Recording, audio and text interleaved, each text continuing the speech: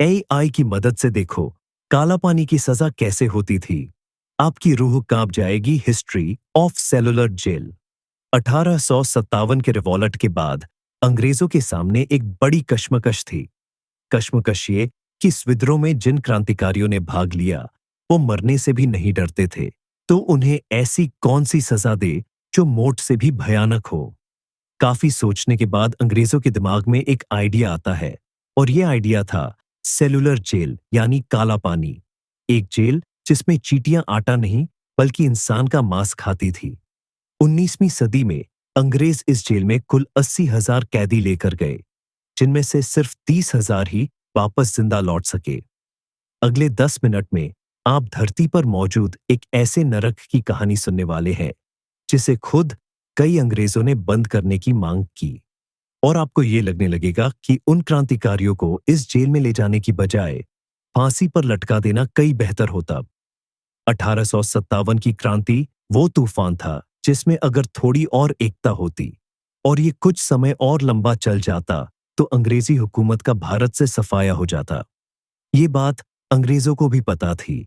इसलिए इस विद्रोह के दौरान जिन क्रांतिकारियों को अंग्रेज कैद करने में सफल रहे, उन्हें वो भारत में रखने का रिस्क नहीं ले सकते थे। लगभग 1,000 क्रांतिकारियों को एक जहाज में बैठाकर अंडमान और निकोबार की तरफ भेजा गया। कई दिनों के सफर के बाद जब ये लोग उस आइलैंड पर पहुंचे तो वहां पर उनके सामने घने जंगल और जंगली जानवर थे। जहाज से उतरते ही सबसे पहले इन लोगों को जंगल काटने के काम पर लगाया गया। फिर इन कैदियों ने अंग्रेजों के रहने के लिए कमरे बनाए। इस काम के दौरान कई बार इन कैदियों को सांप और बिच्छू काट लेते, जिसका इलाज सिर्फ मौत थी। वहां इन लोगों के सर पर छत तक नहीं थी। ये खुले में जमीन पर सोते थे, जहां कदम कदम पर मलेरिया और प्लेग जैसी बीमारियां थी, जिनसे ये कैदी बेमौत मरते थे। आने वाले कुछ सालों में यहाँ कैदियों की संख्या इतनी बढ़ गई कि अंग्रेज मुख्य इमारत के कंस्ट्रक्शन में बर्मा से लाई गई लाल ईंटों का इस्तेमाल हुआ। 1906 में बनकर तैयार हुई ये जेल 7 इमारतों में बटी हुई थी। जेल की मुख्य इमारत के अंदर इमरजेंसी के लिए एक बड़ी घंटी लगाई गई। कैदी एक दूसरे के साथ संपर्क न कर सके, इसलिए इन 7 इमारतों में तकरीबन 700 बैरक बनाए गए। कोठारियां इतनी छोटी थीं कि एक इंसान ठीक से हाथ पैर भी नहीं फैल सकता था। वो कमरे नहीं, ईंटों से बने ताबूत थे।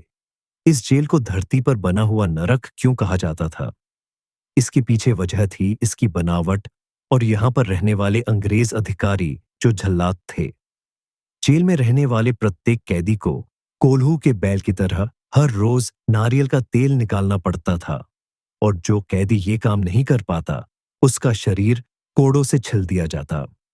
नारियल से तेल निकालने के अलावा इन कैदियों से रस्सी बनवाना, कपड़े सिलवाना और चक्की से आटा पिसाई जैसे काम करवाए जाते।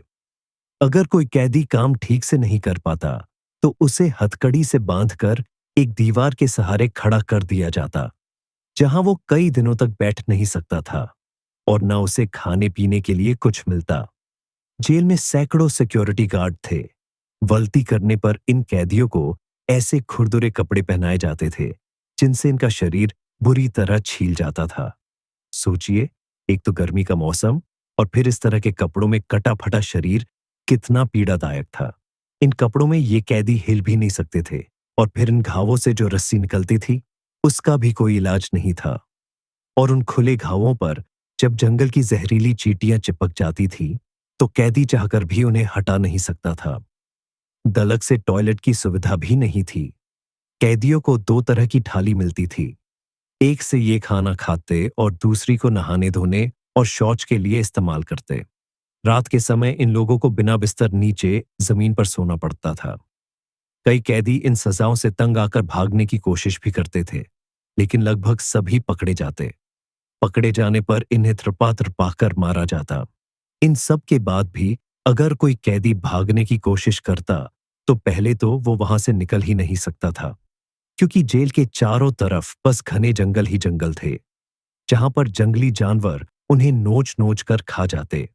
और दूसरी बात ये कि यहां से कोई कैदी भागना भी नहीं चाहता था, क्योंकि इस वक्त तक अंग्रेज इन कैदियों की जिंदगी इस कदर नरक बना चुके थे कि अब उनमें जिंदा रहने की इच्छाएं खत्म हो चुकी थी।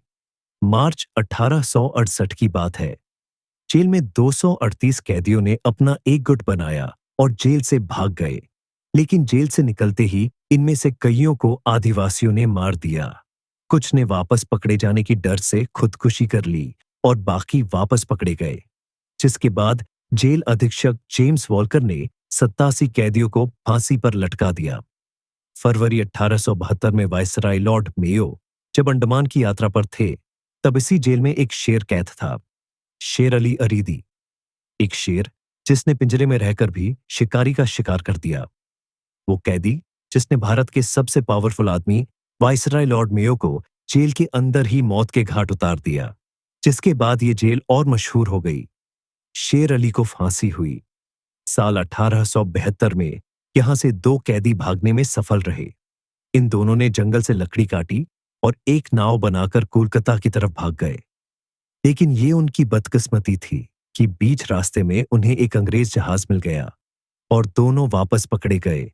प्रसिद्ध शायर अल्लामा फजले हक खैराबादी भी इस जेल में कैदी थे। खैराबादी इस जेल के बारे में लिखते हैं कि हर कोठरी में कच्चा छप्पर था जो दुख और बीमारियों से भरा हुआ था। कोठरी की छत हर वक्त टपकती रहती थी, हवा पतरी से भरी थी और बीमारी का खजाना थी। बीमारी सस्ती थी और दवा महंगी थी। बीमारियों की तो कोई गिनती ही नहीं थी। चारों ओर खुजली और कुबा फैली थी। घाव भरने के लिए कोई इलाज नहीं थी। दुखी आदमी